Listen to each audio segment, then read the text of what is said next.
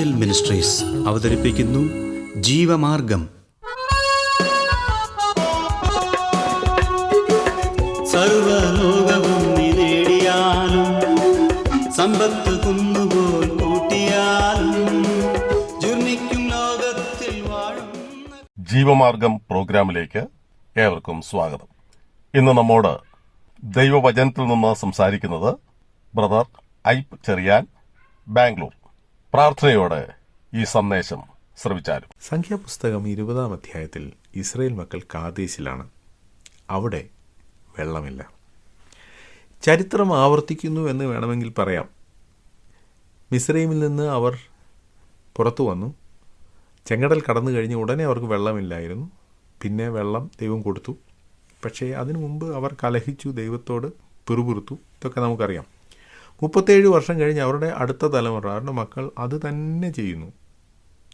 മോശയോടും അഹരോനോടും അവർ പിറുപിറുക്കുന്നു, കലഹിക്കുന്നു. നിങ്ങൾ ഞങ്ങൾക്ക് വെള്ളം തരണം, നിങ്ങളാണ് ഞങ്ങളെ മിസ്രൈമിൽ നിന്ന് ഇവിടെ കൊണ്ടുവന്നത്. ഇവിടെ കൊണ്ടുവരേണ്ട ഒരാവശ്യമില്ലായിരുന്നു. മിസ്രൈമിൽ വെള്ളമുണ്ടായിരുന്നു. ഞങ്ങൾ മരിച്ചു പോവുകയായിരുന്നു നല്ലത്. ഇതൊക്കെ അവർ പറഞ്ഞു. മോശയും അഹ്റോനും ഇതിനോട് എങ്ങനെയാണ് പ്രതികരിച്ചത്? അതാണ് 6-ാം വാക്യത്തിൽ നമ്മൾ വായിക്കുന്നത്. എന്താ പറയുക? മോശയും അഹ്റോനും സഭയുടെ മുമ്പിൽ നിന്ന് സമാഗമന കൂടാരത്തിൻ്റെ വാതിലിൽ ചെന്ന് കവിണ്ണു വീണു. യഹോവയുടെ തേജസ് അവർക്ക് പ്രത്യക്ഷമായി. മോശയും അഹ്റോനും കൂടി വെള്ളത്തിനൊരു പദ്ധതി ഉണ്ടാക്കാം എന്ന് ചിന്തിച്ചില്ല. കാരണം പല നിലയിൽ ഇവർ ഈ ജനത്തിന് വെള്ളം കൊടുത്തിട്ടുണ്ട്. നമുക്കറിയാം, മാറയിൽ വെള്ളമുണ്ടായിരുന്നു. പക്ഷേ ആ വെള്ളം കുടിക്കാൻ കൊള്ളുകയില്ലായിരുന്നു. അതുകൊണ്ട് അവിടെ ഒരു മരത്തിൻ്റെ കമ്പ് വെട്ടിയെറിഞ്ഞ് ആ വെള്ളത്തിൻ്റെ രുചി മാറ്റി. മോശയാണത് ചെയ്തത്. അപ്പോൾ മോശയ്ക്ക് ചീത്ത വെള്ളം നല്ല വെള്ളമാക്കി മാറ്റിയ ഒരു പരിചയമുണ്ട്. പിന്നെ പാറയെ അടിച്ച് പാറയിൽ നിന്നുള്ള വെള്ളം ഇസ്രായേൽ മക്കൾക്ക് കൊടുത്തു. അപ്പോൾ ഈ കാദേശിലും പാറയുണ്ടായിരുന്നു. എന്നാൽ ഇനി വടിയും കൊണ്ടുപോയി പാറക്കിട്ടൊന്ന് അടിക്കാം എന്ന് മോശ ചിന്തിച്ചില്ല. ചിന്തിക്കാഞ്ഞതിൻ്റെ കാരണം, ഇവർ ചെയ്ത കാര്യങ്ങൾ, ദൈവം പറഞ്ഞതനുസരിച്ച് ചെയ്ത കാര്യങ്ങൾ, അത് ചെയ്തതിൻ്റെ കാരണം ആ പ്രവൃത്തിക്ക് എന്തെങ്കിലും ശക്തി ഉണ്ടായിട്ടല്ല, മറിച്ച് അവർ ദൈവത്തിൽ വിശ്വസിച്ചതുകൊണ്ടാണ്. ഇപ്പോൾ ഒരു മരത്തിൻ്റെ കമ്പ് മുറിച്ച് വെള്ളത്തിൽ എറിഞ്ഞാൽ ആ വെള്ളത്തിൻ്റെ രുചി മാറുകയില്ല. ദൈവം പറഞ്ഞതനുസരിച്ച് അത് ചെയ്തതുകൊണ്ടാണ് ആ വെള്ളത്തിന് ഗുണമുണ്ടായത്.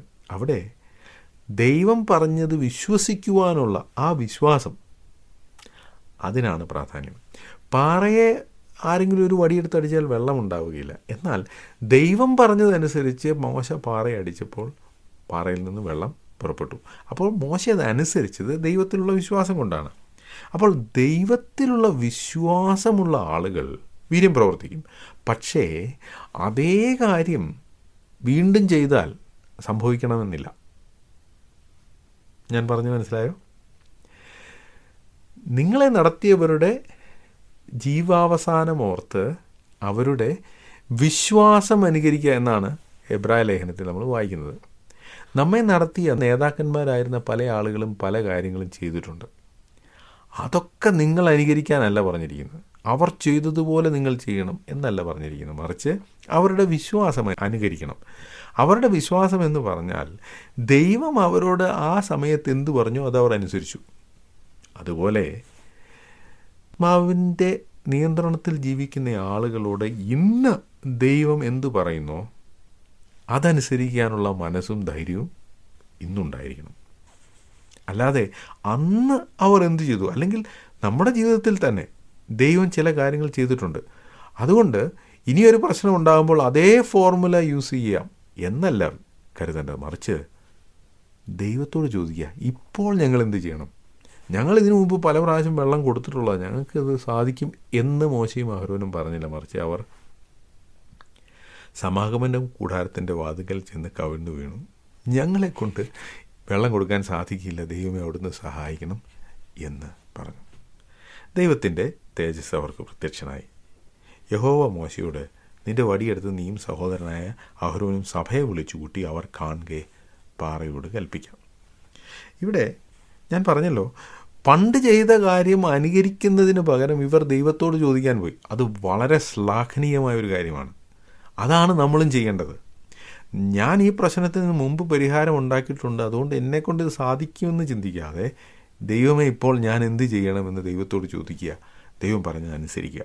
അതാണ് ചെയ്യേണ്ടത്. എന്നാൽ ഇവിടെ ദൈവം സകല ജനത്തിൻ്റെയും മുമ്പാകെ മോശയോടും അഹരോനോടും പറയുന്നത്, നിങ്ങൾ പാറയോട് കൽപ്പിക്കുക. ഈ പാറയോട് കൽപ്പിക്കുന്നത് ജനത്തിൻ്റെ മുമ്പാകെ ആയിരിക്കണം എന്നും ദൈവം പറഞ്ഞായിരുന്നു.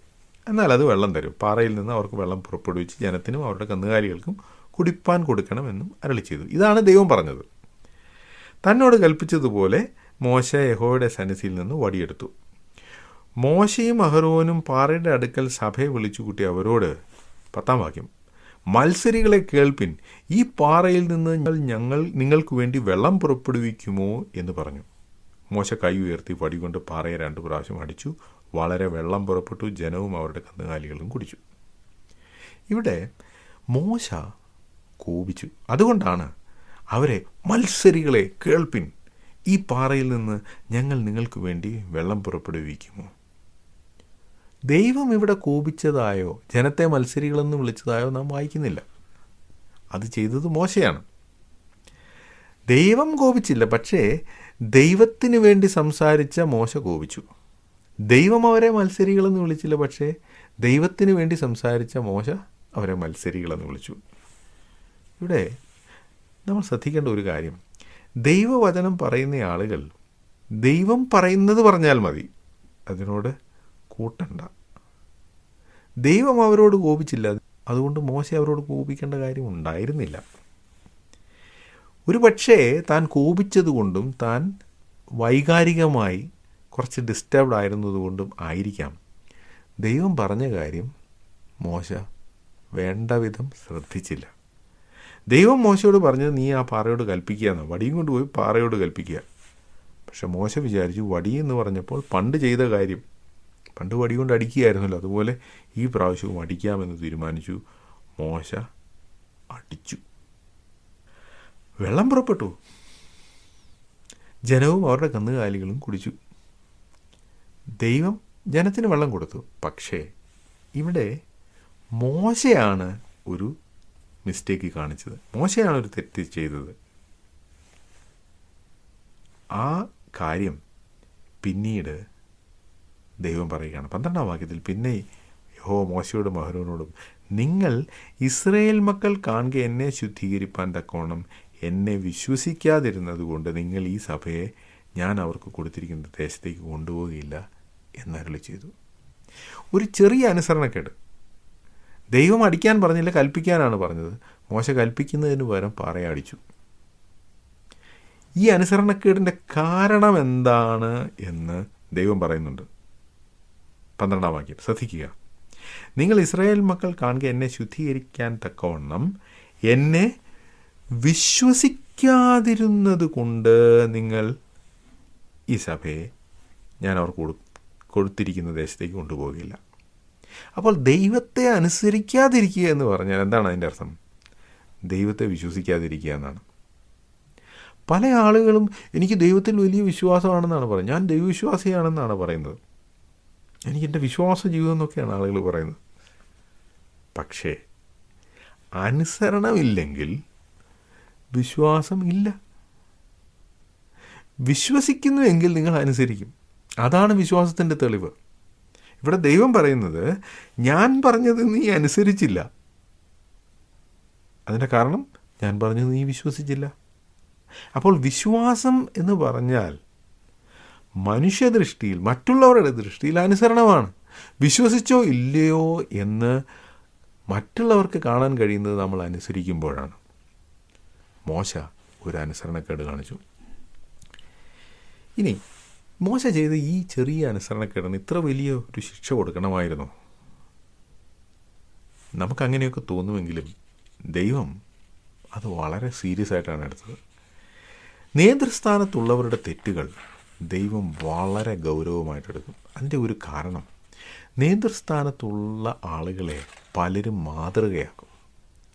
അപ്പോൾ അവർ ചെയ്യുന്ന തെറ്റുകൾ മുഖാന്തരം മറ്റനേകർ തെറ്റുകൾ ചെയ്യാനിടയാവും. അതുകൊണ്ട് അവരുടെ തെറ്റുകൾക്ക് ദൈവം കഠിനമായ ശിക്ഷ കൊടുക്കും. നേതൃസ്ഥാനത്തുള്ളവർ, ദൈവവചനം പ്രസംഗിക്കുന്നവർ, അവർക്ക് കഠിനമേറിയ ശിക്ഷ വരുമെന്നാണ് യാക്കോബിൻ്റെ ലേഖനത്തിൽ നമ്മൾ വായിക്കുന്നത്. അതുകൊണ്ട് നേതൃസ്ഥാനത്തുള്ള ആളുകൾ പ്രത്യേകം ഈ കാര്യം ശ്രദ്ധിക്കണം. നമ്മൾ ദൈവത്തെ അനുസരിക്കാനും അവൻ പറയുന്ന കാര്യങ്ങൾ വിശ്വസിക്കുവാനും അതീവ ജാഗ്രത പുലർത്തണം. ഇല്ലെങ്കിൽ അത് അപകടമാണ്. ഈ സന്ദേശം ശ്രദ്ധിച്ച എല്ലാ പ്രിയപ്പെട്ടവർക്കും കർത്തൃനാമത്തിൽ നന്ദി. ബൈബിൾ കറസ്പോണ്ടൻസ് കോഴ്സിൽ ചേർന്ന് പഠിക്കുവാൻ ആഗ്രഹിക്കുന്നവർ മേൽവിലാസം അയച്ചു തന്നാലും പ്രാർത്ഥനാ വിഷയങ്ങളും അറിയിക്കുമല്ലോ.